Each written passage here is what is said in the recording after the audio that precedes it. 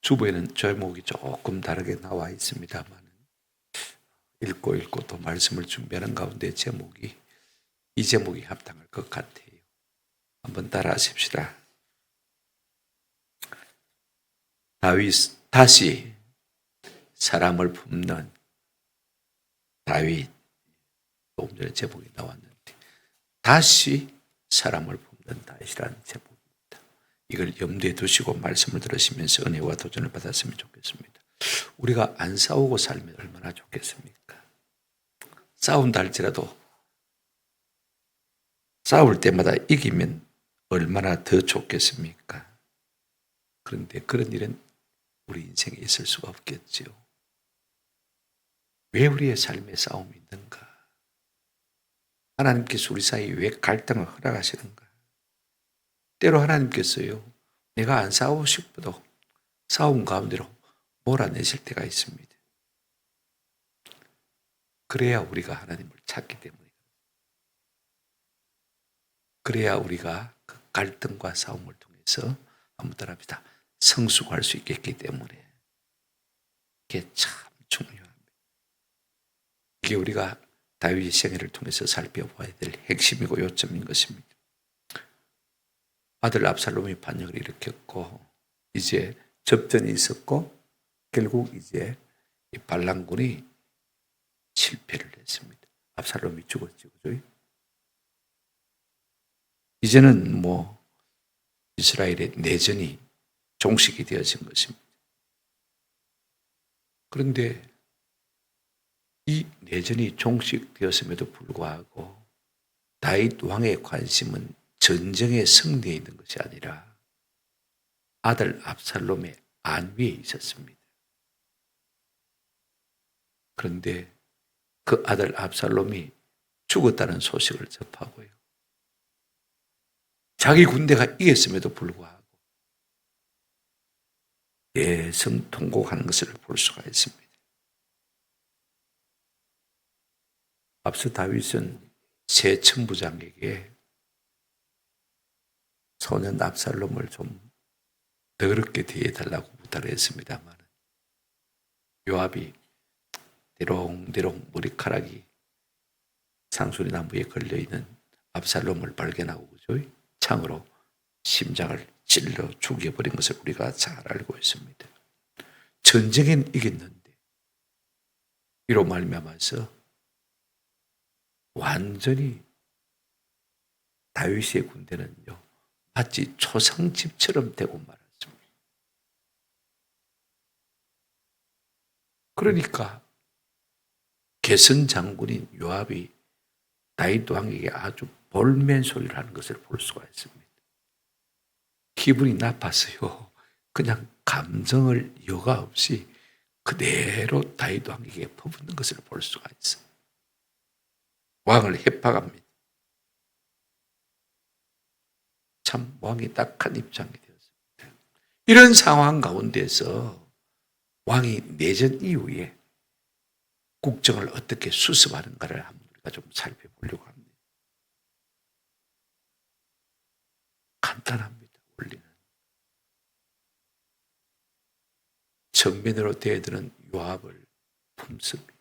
끌어안습니다. 그런가 하면 압살롬이 반역하도록 손들어 줬던 유다 장로들도 끌어안습니다. 압살롬 군대 장관이었던 아마사마저도 끌어안습니다.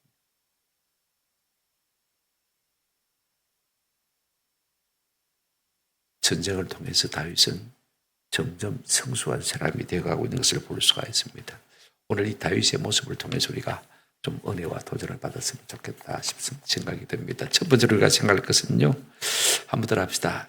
요압을 끌어안는 다윗의 모습입니다.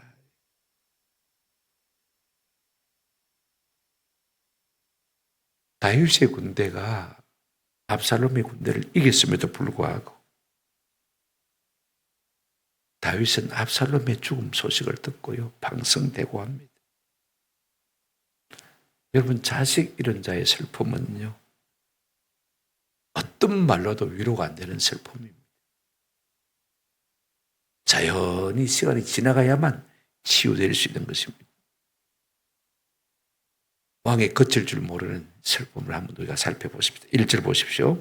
어떤 사람이 요압에게 이르되 왕이 압살롬을 위하여 울며 슬퍼하시나이다. 전쟁에 이겼는데 왕이 압살롬이 죽은 것을 해서 슬퍼하더라는 전가를 전장에 있는 요압 장군에게 어떤 사람이 전달해 주었습니다. 여러분, 우리가 전쟁에 이기면 자연스럽게 축제 분위기가 되지 않습니까? 축구를 이겨도 여러분 대단한 축제가 일어나는데 하물며 전쟁에서 이겼는데 어떠하겠습니까? 그러나 다윗은 그 큰 기쁨도 뒤로 하고 자기 죄로 말미암아 자기 아들이 죽었다는 사실을 생각하면요, 하나님 앞에서 그 마음이 미워지는 거예요. 그래서 우리가 32절 끝에서 읽어보았습니다만 내 아들아, 내 아들아, 내 아들 압살롬, 내 아들 압살롬, 네가 살고 내가 죽었더라면 좋았을 텐데. 다 내 죄라는 것입니다. 내 탓이라는 것입니다. 이것이 다윗의 아픔이고 이것이 다윗의 슬픔이었습니다. 그런데 다윗이 자기 슬픔에 젖어 있다 보니까 전쟁에는 이겼는데 여러분, 그를 따르는 군사들은 어떻습니까? 2절 한번 보시기를 바랍니다. 왕이 그 아들을 위하여 슬퍼한다 함이 그날 백성에게 들림에 그날의 승리가 모든 백성에게 뭐가 된지라? 슬픔이 된지라. 이겼는데 왕의 환영을 받아야 될 테인데 성전식에 참여해야 될 테인데 메달을 받고 상급을 받고 전리품을 나누어 가지고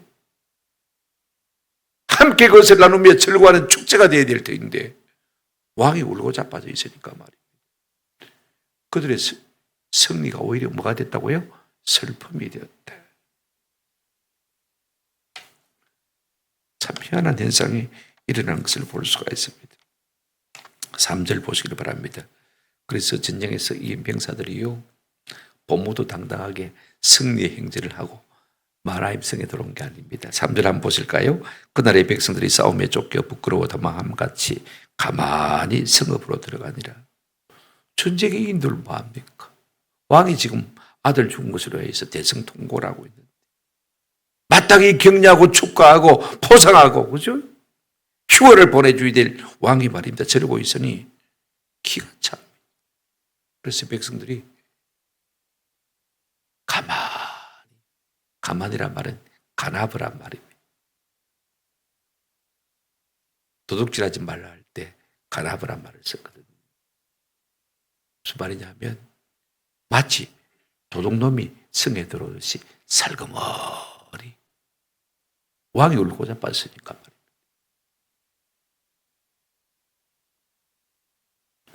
그런데도 불구하고 4절에 그러면 수습을 하고 나서 해야 되는데, 그죠? 아이고, 내가 이러고 있을 때가 아니지 하고 좀 자기를 수습해야 되는데 왕이 그의 얼굴을 가리고 큰 소리로 부르되 내 아들 압살롬아, 내 아들 압살롬아, 내 아들아, 내 아들아. 언제부터 지금 다윗이 이렇게 하고 있습니까? 구스 사람이 달려와서 압살롬이 전해줬다는 소식을 들었을 때부터 8장 보십시오. 33절에서부터 계속 울고 있습니다. 그러면 전장의 상황을 수습하고, 그죠? 텐트와 천막을 딱 거두고, 그죠? 그 다음에 뭐 여러 가지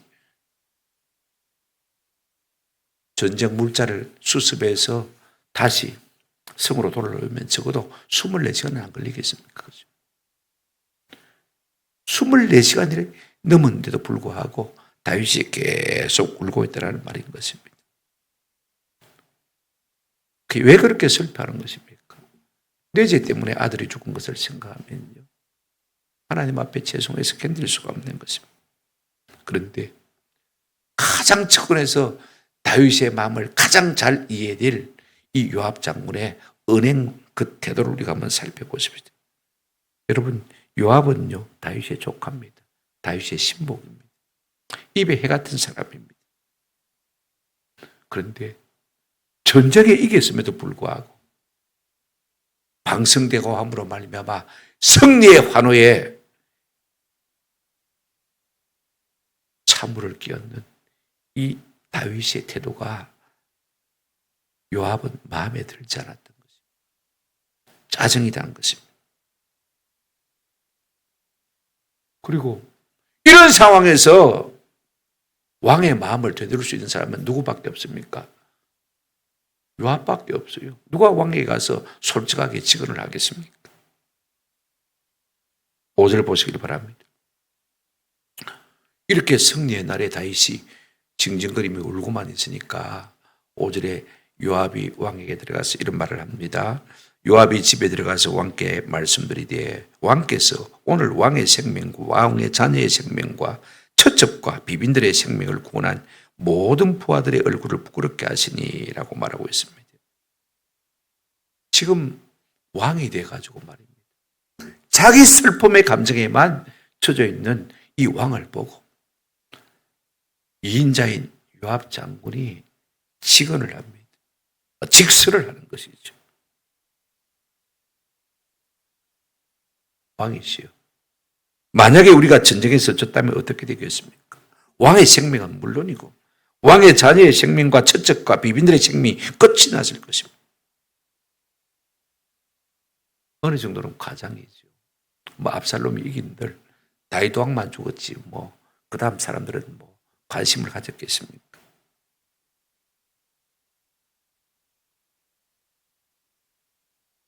왕께서 이렇게 울고만 계시면 왕의 생명과 왕의 자녀의 생명과 처첩들과 비빈들의 생명을 구한 우리를 부끄럽게 하는 것이 됩니다.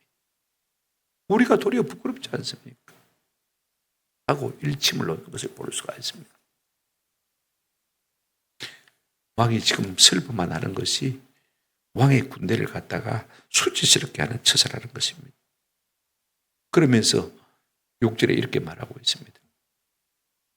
6절 넘어가겠습니다. 이는 왕께서 미워하는 자를 사랑하시며 사랑하는 자를 미워하시고 오늘 지휘관들과 부하들을 멸시하심을 나타내십니다. 오늘 내가 깨달으니 만일 압살롬이 살고 오늘 우리가 다 죽었더라면 왕이 마땅히 여기실 뻔하였나이다. 아니 우리가 피하고 압살롬이 이겼더라면 왕이 더 좋아하시겠습니다. 빈정대고 비꼬는 것이죠. 키라는 히브리어가 여기 6절에만 4번 나오는 것을 볼 수가 있습니다. 인은이란 뜻인데 여기 앞에는 인은이라고 번역하기보다는 정령이라고 번역하는 것이 훨씬 좋습니다. 정령, 왕께서는 미워하는 자는 사랑하시고 압살롬을 사랑하고 그 다음에 정령, 사랑하는 자는 미워하고 자기 군대는 미워. 정령, 오늘 지휘관들과 부하들을 멸시하심을 나타내셨나요? 또 정령, 내가 깨달으니 만일 압살롬이 살고 오늘 우리가 다 죽었더라면 왕이 마땅히 여기실 뻔하였나이다.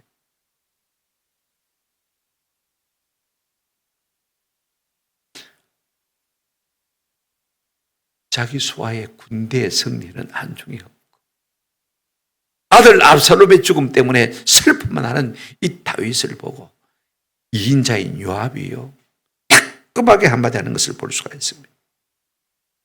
우리가 이기고 돌아왔으면 성전식을 하고 위로를 하고 환영을 하고 축사를 하고 격려사를 하고 포상을 하고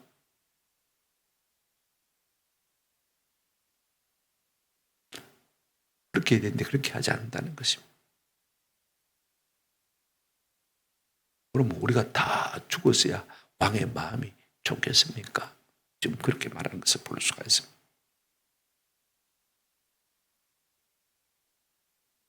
여러분 사람은요 슬픔을 정리할 시간이 필요합니다. 근데 요압은 지금 자기 입장에서 군사들의 입장에서만 생각하는 것을 우리가 볼 수가 있습니다. 사람은 다 자기 입장에서 자기 중심으로 생각하기 마련인 것입니다. 우리가 조금이라도 아들이라도 왕의 마음을 헤아렸다면 이렇게까지는요 정면으로 비난하고 비판하지 않았을 것 같아요. 그런데 그 다음 말이 더 기가 찹니다. 성경 보실까요? 7절입니다. 이제 곧 일어나 내가 왕의 부하들의 마음을 일어나 나가 왕의 부하들의 마음을 위로하여 마소서 말씀하옵소서. 우리말 번역은 아주 공손하게 청원형으로 되어 있습니다. 그죠? 왕의 시여 일어나셔서 나가셔서 부하들의 마음을 뭐 해달라고요? 위로해달라. 그렇게 부탁하는 형식으로 되어 있습니다만 원문은 그렇지 않습니다. 명령형입니다. 왕이요. 일나이쇼마 좋은 말 할 때 나가소! 앉아만 있지 말고 그 다음에 한번 따라합시다. 말씀하세요. 어떤 말? 위로한 말을 하라는 거죠. 그러면서 하는 말이 뭐라고 합니까? 내가 여호와를 두고 맹세하옵나니 왕이 만일 나가지 아니하시면 참 섬뜩한 말을 합니다. 그 다음 말 보십시오. 오늘 밤에 한 사람도 왕과 함께 머물지 아니할지라. 다 왕을 저버릴 것이란 말입니다. 왕을 떠나갈 것이라는 거죠. 그러면 어떻게 될 것이냐? 그 화가 왕이 젊었을 때부터 지금까지 당하신 모든 화보다 더욱 심하리. 왕이 다윗 왕이 젊었을 때 당한 화가 무엇입니까? 근 10년을 사울에게 쫓겨서 그죠? 다녔습니다. 온 땅을 사울 왕은 이잡듯이 잡고 다녔어요. 근래 지금까지. 그때는 그래도 다윗은 의가 있었죠. 그죠? 왜? 다윗은 잘못한 것이 없었습니다. 그때는 더 젊었습니다. 그러니까 10년의 세월이라도 감당할 수 있었어요. 근데 지금 압살롬의 반역은 한 11차례 정도 됐겠죠. 그죠? 그럼에도 불구하고 여러분 다윗의 이 아픔은요, 뜻듣지 못한 아픔, 고난이었습니다. 왜? 자기 죄로 말미암아 일어난 것이니까. 그리고 여러분 60이 넘은 노인이 당하는 고난이었습니다. 그러니 얼마나 큰 화입니까? 기간은 짧았지만은 말이에요.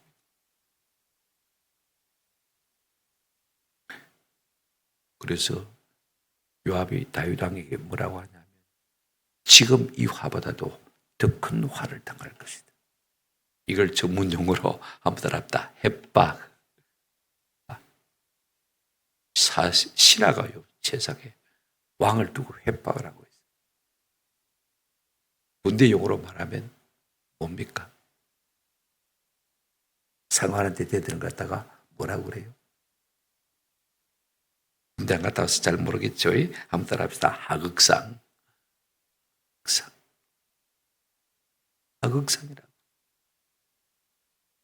분명히 왕이 최고로 높잖아요. 왜 화를 냅니까? 내가 화를 내도 된다고 생각하기 때문에 화를 내는 것입니다. 왜 된다고 생각합니까? 교만 때문입니다. 우리는요, 종종 살면서 가장 가까운 사람에게 상처를 받을 때가 참 많이 있습니다. 가정에서 의외로 아버지에게 상처를 받는 아들들이 많더라고요. 아버지 학교 가면요, 한 4분의 3은 아버지하고 원수예요. 내가 나이가 들면 기회만 되면 아버지를 죽여버릴 것이다. 그렇게 마음의 오난을 품고 자란 젊은 사람들이 참 많았어요. 고침받고 치료받고 나중에 울면서 고백하고 의외로 가까운 사람에게서 상처를 받은 사람이 참 많아요. 압살롬도 어쩌면요, 아버지 다윗에게 상처를 받고 반란을 일으켰는지도 모릅니다. 지금 요압이요, 가장 가까운 사람인데 다윗 왕에게 말로 협박을 합니다. 하극상을 저지르고 있습니다. 우리 같으면 어떻게 해야 되겠습니까? 이리 와봐라. 이 칼 좀 내가 빼보자 하고는 요압의 칼을 빼가지고 그의 목을 잘라야 마땅합니다. 그걸 능지처참이라고 하죠. 근데 다윗이 그렇게 하지 않습니다. 놀랍습니다. 여러분. 아마 제 생각에는 8절 말씀이 압권인 것 같아요. 한번 같이 보실까요? 같이 한번 읽으시죠. 시작. 왕이 일어나 성문에 앉음에 어떤 사람이 모든 백성에게 말하되 왕이 문에 앉아 계신다 하니 모든 백성이 왕 앞으로 나오니라. 이스라엘은 이미 각각 장막으로 도망하였더라. 무슨 말입니까? 압살롬이 아니 요압이 시킨 대로 왕이 지금 보세요. 일어나 나가서 백성들과 말하는 것을 볼 수가 있어요. 참 대단합니다. 우리 같으면요. 이게요. 내가 아무리 아들에게 쫓기고 있지만 네가 내한테 그래야 되겠나 하고 능지처참을 해야 마땅한 다윗이 힘이 없어서 처치하지 않은 것은 우리가요. 왜 참습니까? 참고 싶어서 참습니까? 내가 힘이 없으니까 참죠. 그죠? 저도 힘이 없어서 참는 경우가 많습니다. 힘이 있으면 안 참죠. 다윗은 힘이 있어도 안 참습니다. 이게 다윗의 변화된 모습인 것 같아요. 그 요압을 다윗 장군은 자기 옆에 그대로 있습니다. 물론 나중에 바꿀 생각을 하고 있습니다만은요. 그러니 다윗이 참 대단합니다. 요압을 품어 끌어안는 다윗의 모습을 우리가 볼 수가 있습니다. 두 번째로 우리가 생각할 것은요. 한번 따라합시다. 유다 장로들을 끌어안는 다윗의 모습. 이걸 우리가 좀 생각해 보려고. 9절부터 한번 보십시다. 왕이 일어나 성문에 앉음에 9절 이스라엘 모든 지파의 백성들이 변론하여 이르되 왕이 우리를 원수의 손에서 구원하여 내셨고 또 우리를 블레셋 사람들의 손에서 구원하셨으니 쓰나 이제 압살롬을 피하여 그 땅에 나가셨고 그 다음에 10절 있습니다만 조금 이따 읽도록 하겠습니다. 이스라엘 모든 지파들이 변론했다고 했습니다. 여러분 유다 지파를 제외한 나머지 11지파가 자기들이 이제 압살롬을 따라서 반역을 일으켰지 않습니까? 그죠? 근데 반역이 일으켰지만 압살롬이 죽고 난 다음에 그들이 다 자기 고향으로 돌아갔습니다. 고향으로 돌아가서는요 변론한 것입니다. 말다툼을 한 것입니다. 논쟁을 한 것입니다. 이미 압살롬이 죽었으니까 우리가 다시 다윗 왕을 모셔야 되는 거 아니냐? 아니다. 새 왕을 모시자. 끝도 없이 미할려 분사행이니까 계속해서 그들이 논쟁을 했습니다. 그리고 사람이 그렇지 않습니까? 처음에는 다 좋습니다. 처음에 다윗이 왕이 될 때는 젊고 힘이 있으니까 싱싱하니까 다 좋아요. 그런데 한 30년 왕에 있으니까 지겹기 시작한 것입니다. 그래서 젊은 압살롬이 나타나니까 이스라엘 사람들이 손을 들어준 거 아닙니까? 그죠? 그런데 그 압살롬이 죽어버렸어요.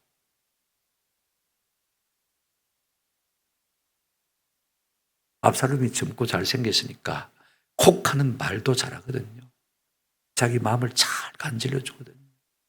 교모하게 마음을 움직이거든요. 마음이 혹했습니다. 그런데 그 압살롬이 전사를 하고 말았어요. 그럼 우리가 어떻게 해야 될 것인가? 다시 다윗 왕을 모시고 와야 될 것인가? 아니면 다른 왕을 세워야 될 것인가? 이스라엘 장로들 간에 지파별로 이런 논쟁들이 수없이 있다는 거죠. 그러면서 내린 결론이 무엇이냐? 10절에 우리가 기름을 부어 우리를 다스리게 한 압살롬은 싸우면서 죽었거늘 이제 너희가 어찌하여 왕을 도로 모셔올 일에 잠잠하고 있느냐? 그래도 다윗 왕이 우리를 블레셋 사람의 손에서 구원한 왕이 아니시냐? 우리의 구원자가 아니시냐? 그러니 새 왕을 초대할 것이 아니라 다윗 왕을 모셔오자. 그렇게 이스라엘 백성들 가운데 논쟁이 있었지만 결론이 그렇게 났습니다. 그런데 논쟁 자체가 웃을 것은요. 우리가 창세기 49장을 보게 되었으면 야곱이 예언을 합니다. 그죠? 49장 10절입니다. 규가 유다를 떠나지 아니하며 통치자의 지팡이가 그 발 사이에서 떠나지 아니하기를 실로가 오시기까지 이르리니 그에게 모든 백성이 복종하리로다. 유다 지파를 통해서 계속 왕이 나오다가 언제까지 나오느냐? 실로 그에게 속한 자, 그죠? 예수 그리스도 메시아가 오실 때까지 이를 것이다. 그러면요 계속해서 앞으로 누가 왕이 된단 말입니까? 유다 지파가 왕이 된다. 그러면 여러분 이스라엘은 교회 아닙니까? 민주주의 하는 거 아닙니다. 다수결을 하는 것도 아닙니다. 신본주의입니다. 말씀주의입니다. 자기 생각을 두고 논쟁하는 것이 아닙니다. 말씀에 기록된 대로, 그죠? 말씀에 기록된 유다 지파가 왕이 되니까 논쟁할 필요가 없는 것. 근데 이걸 가지고 완화하는 것을 볼 수가 있습니다. 말씀에 철저하게 뿌리를 내리지 못한 것이죠. 이 말을 전해던 다윗의 반응을 우리가 보십시다. 11절, 12절 한번 보시길 바랍니다. 다윗 왕이 사독과 아비아달 두 제사장의 소식을 전하여 이르되 너희는 유다 장로들에게 말하여 이르기를 왕의 말씀이 온 이스라엘이 왕을 왕궁으로 도로 모셔오자 하는 말이 왕께 들렸거늘 너희는 어찌하여 왕을 궁으로 모시는 일에 나중이 되느냐. 제 왕이요 예루살렘에 남아있는 사독과 아비아달 제사장에게 사람을 보내서 청가를 보냅니다. 뭐라고 청가를 보냈냐? 네가 지금 가서 유다 장로들에게 말해라는 것입니다. 이스라엘 다른 지파들은 다윗을 다시 왕으로 추대하기로 다 결정했는데 진작 같은 지파인 유다 지파 장로들 너희는 뭐하고 있노? 이야기인 것입니다.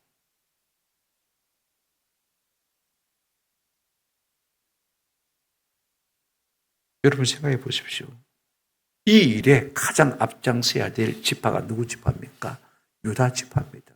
그 중에서도 유다 지파의 뭐들입니까? 우두머리들인 장로들입니다. 그런데도 불구하고 전쟁에 이겼음에도 불구하고 압살롬이 죽었음에도 불구하고 이 이스라엘 아니 유다 지파의 장로들은요 묵묵부담입니다. 말이 없습니다.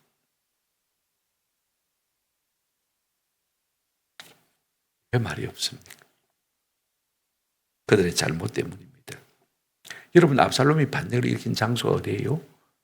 헤브론이죠. 그죠? 헤브론은 어느 지파의 땅입니까? 유다 지파의 땅입니다. 거기서 반란을 일으킬 때 만약에 유다 지파의 암묵적인 동의가 없었더라면 과연 압살롬이 반역을 시도할 수 있을까 없을까? 여러분 한번 생각해 보십시오. 특별히 유다 지파의 장로들이요 암묵적인 동의가 없었다면 지가 무슨 수로 반란을 일으키겠습니까?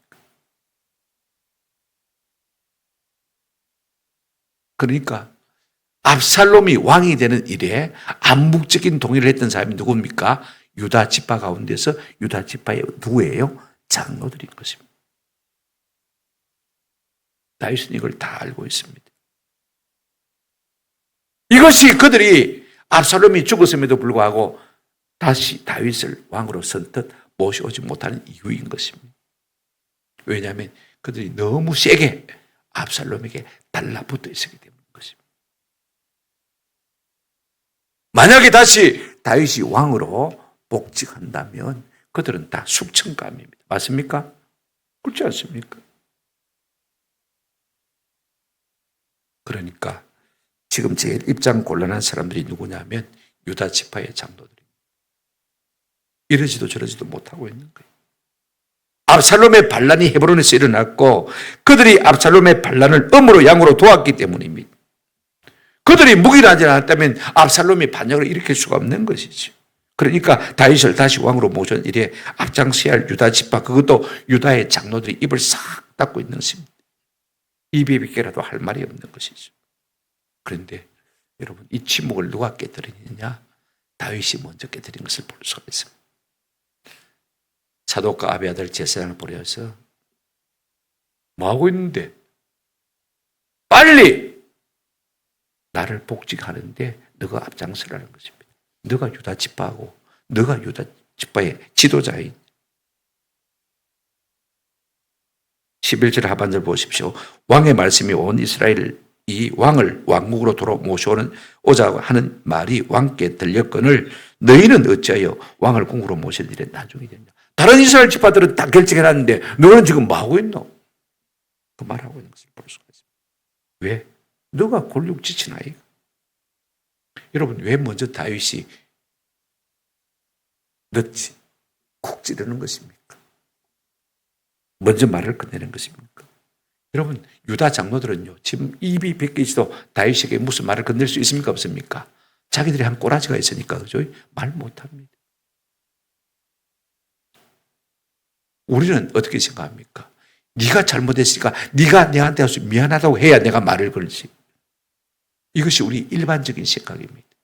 그런데 진짜 미안한 사람은요 내게 와서 미안하다고 말 못해요.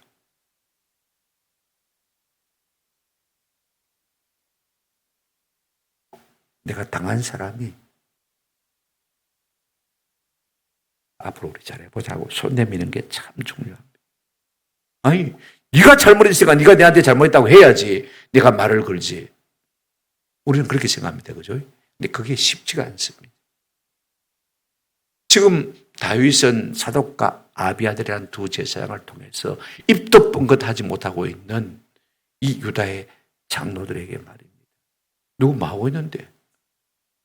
다른 집안들은 다 이미 결정해놨는데 너 뭐하고 있노? 여러분, 숙청해도 시원찮을 사람들임에도 불구하고 다윗은 그들을 품고 용납하고 함께 일하려고 손 내밀고 끌어안는 모습을 볼 수가 있습니다. 이것이 다윗이 성숙한 모습인 것입니다. 왜 그렇게 말합니까? 12절에 너희는 내 형제요 내 골육이거늘 너희가 어찌하여 왕을 도로 모셨느냐 나중에 되리. 누가 먼저 앞장서야지. 세 번째로 우리가 생각할 것은 이 다윗이요 누구마저 끌어안습니까? 한번 따라합시다. 아마사까지 끌어안습니다. 박근입니다. 자 보십시오. 요압을 끌어안는 것 자기 척거니까 어쩔 수 없고 유다 지파를 끌어안는 것 자기가 속한 지파니까 어쩔 수 없습니다. 그죠? 그런데 아마사까지 끌어안는 성경 보십시오. 13절 같이 읽어보십시다. 너희는 또 아마사에게 이르기를 이는 내 고륙이 아니냐 네가 요압을 이어서 항상 내 앞에서 지휘관이 되지 아니하면 하나님이 내게 벌 위에 벌을 내리시기를 바라노라 하셨다 하라 하여 그랬습니다. 무슨 말이냐면 두 제사장에 또 두 가지 두 번째 미션을 주었습니다. 너는 지금 아마사한테 가가지고 네가 내 고륙 지친이니까 요압을 이어서 군대 장관이 될 것이다. 그렇지 않으면 하나님이 내한테 저주를 내리시고 저주를 내리실 것이다. 그러면 아마사가 누군지 궁금하죠? 그죠? 아마사가 누굽니까? 여러분 17장을 한번 보십시다. 17장 25절 압살롬이 아마사로 요압을 대신하여 군 지휘관으로 삼으니라 그랬습니다. 압살롬이 반란을 일으켰습니다. 그죠? 그때 반란군의 군대 지휘관이 누구냐 한번 답시다. 아마사. 여러분 그러니까 생각해 보십시오. 이 압살롬이 개수 중에 개수라면 그죠? 2인자가 누굽니까? 아마사 아닙니까? 다윗에게는요 철저히 원수입니다. 그를 지금 요압을 이어서 군대 장관으로 삼겠다. 아마사가 누굽니까? 여러분 다윗이 이새의 8번째 아들입니다. 그런데 아들만 8명인데 누이가 둘이 있었어요. 성경에 보시면 찾으려면 시간이 가니까 한번 들어봅시다. 서루야 누이에게서 나온 조카가 누구냐면 아비새, 요압, 아사엘. 지금 다윗의 장수들이죠. 그죠? 그런데 그 누이, 작은 누이 이름이 아비가일입니다. 아비가일은 한번 따라합시다. 아마사를 낳았으니. 그러니까 둘째 누나에게서 나온 아들이 누구예요?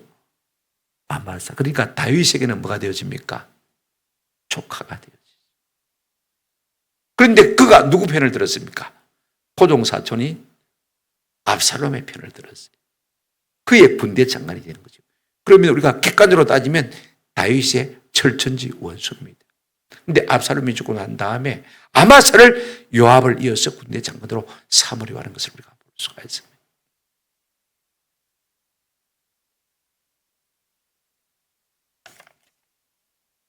왜 그렇게까지 하는 것입니까? 아마사를 품음으로 말미암아. 그죠?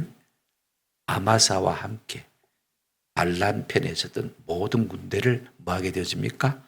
품게 되어지는 것입니다. 여러분 그들이 어디 가서 숨을 데가 있겠습니까? 다시 다윗이 왕으로 돌아오면요. 한번 생각해 보십시오. 어디 가서 피할 데가 있겠습니까? 어떻게 살아남을 수가 있겠습니까? 거꾸로 우리가 생각해 보십시다. 아마사는요. 왕이 지금 손 내밀지 아니하면 도무지 왕에게 나올 수 없는 사람입니다. 무슨 체면으로 지가 먼저 달려 나와서 왕이시여 내가 잘못했습니다 라고 할 수 있겠습니까? 무엇으로 용서받을 수 있겠습니까? 할 수 없는 것이죠. 그런데 다윗 왕이요 아마사를 품습니다. 아마사를 품으로 말미암아 아마사의 휘하이던 모든 군대를 많은 것입니까? 품는 것이 되어지는 것입니다. 너희가 나를 다 반역이래 하는 일에 앞장섰지만 내가 너희를 다 용서한다. 사면을 의미하는 것을 볼 수가 있습니다.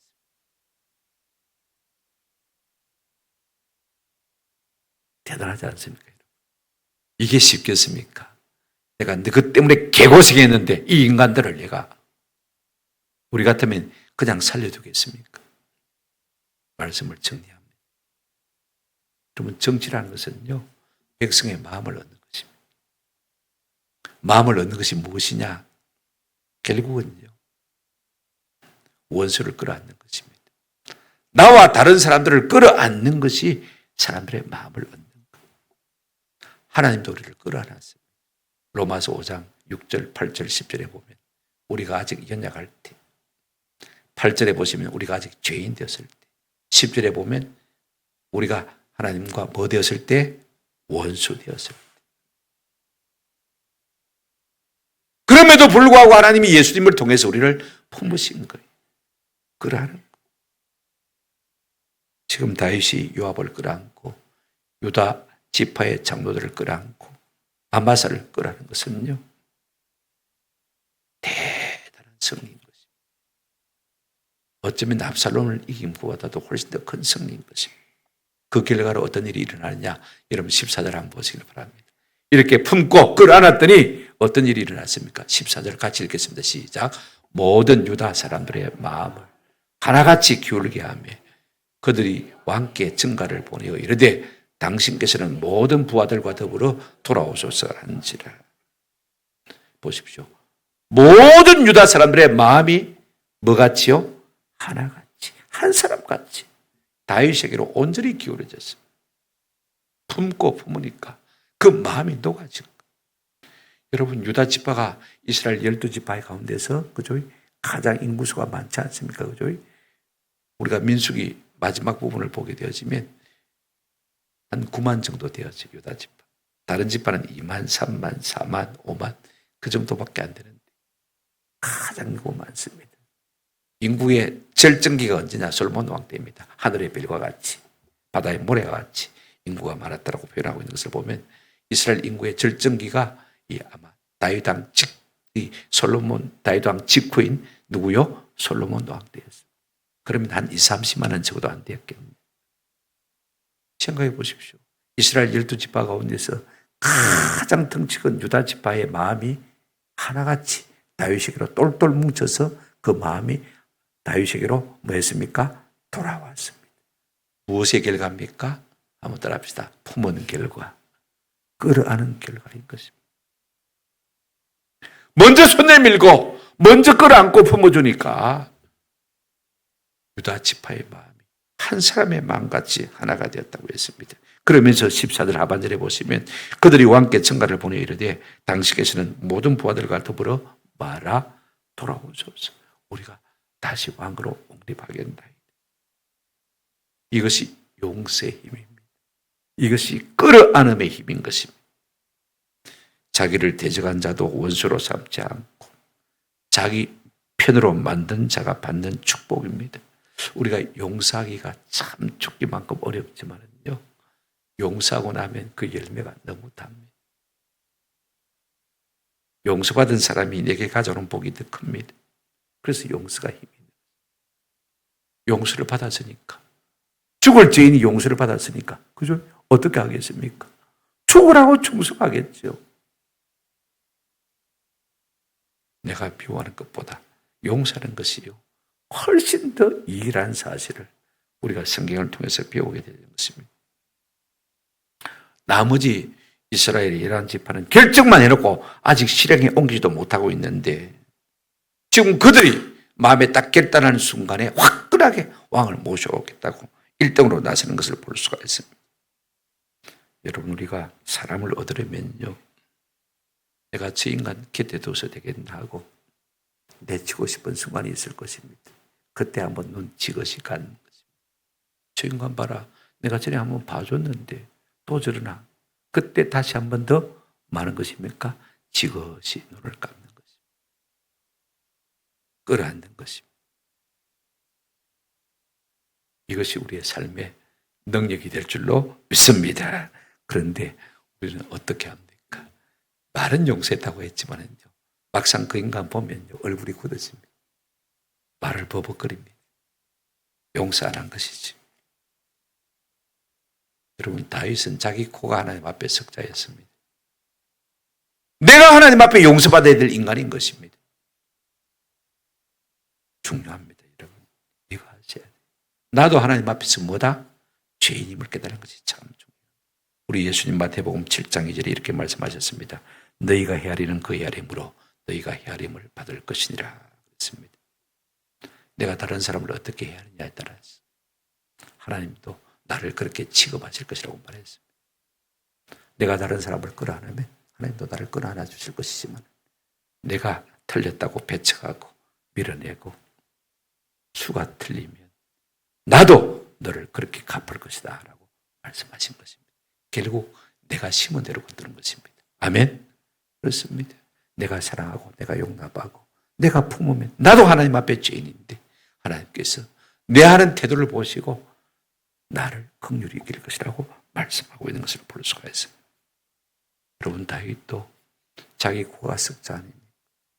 자기로 하나님 앞에 용서받아야 할 판인데 다른 사람을 용서하지 않을 수가 없었던 것입니다. 내가 다른 사람을 대하는 것이 하나님이 나를 대하는 잣대가 되어지는 것입니다. 그래서 용서할 수밖에 없는 것입니다. 오늘 이 시대는요, 더욱 성령이 필요하고 용서가 필요한 시대입니다. 사람들이 다 무정합니다. 온동함을 풀지 못합니다. 그러면 결국 내가 헤아리는 그 헤아림으로 나도 하나님 앞에서 뭘 받습니까? 비록 섭섭한 인간이 있다 할지라도 풀고 품고 끌어안는 은혜가 있기를 주님의 이름으로 축원합니다. 여러분, 다윗이 어떻게 이렇게 성숙할 수 있었느냐? 고난을 통했습니다. 너희가 여러 가지 시험을 만나거든 쌍수를 들고 환영하라고 했습니다. 어느 인간이 그럴 수가 있습니까? 당장 죽을 지경. 그런데 그것이 인내를 낳고 그것이 우리로 하여금 온전하고 구비하여 조금 더 부족함이 없게 하는 것이라고 했습니다. 한번 더 합시다. 시험은, 고난은 하나님의 잘순입니다. 우리 속에 재성이 있잖아요. 요즘은 뭐 세탁기가 다 해버립니다만 옛날에 군에 있을 때 짤순이 한 대가 얼마나 소중했는지 모릅니다. 짤순이 한 대 사주면, 대대 하나 사주면요, 완전히 인기짱이. 500명의 병사가 그 짤순이 앞에 서서 정신없어요. 돌린다. 우리 속에 있는 죄성이 이 시험과 고난을 통해서 다 빠져나가는 것입니다. 여러분, 안 하고 해를 먹어보신 분이 있는지 모르겠습니다만 해를 썰어가지고 그냥 먹으면요, 질퍽해서 맛이 없어요. 무르고 기름져서 매일 맛을 못 느낍니다. 딱 회를 썰어가지고 천에 싸가지고 그죠? 짤순이한테 한번 탁 돌리고 나서 그죠? 그 다음에 딱 펴서 먹으면 보송보송하게 먹게 되어지는 것입니다. 고난을 통해서 우리의 죄성이 날아가 버리고 묘미, 원망이 다시 날아가 버리고 그래서 우리가 남을 끌어안는 사람이 되어지면 참 만난 인생이 되어지는 것입니다.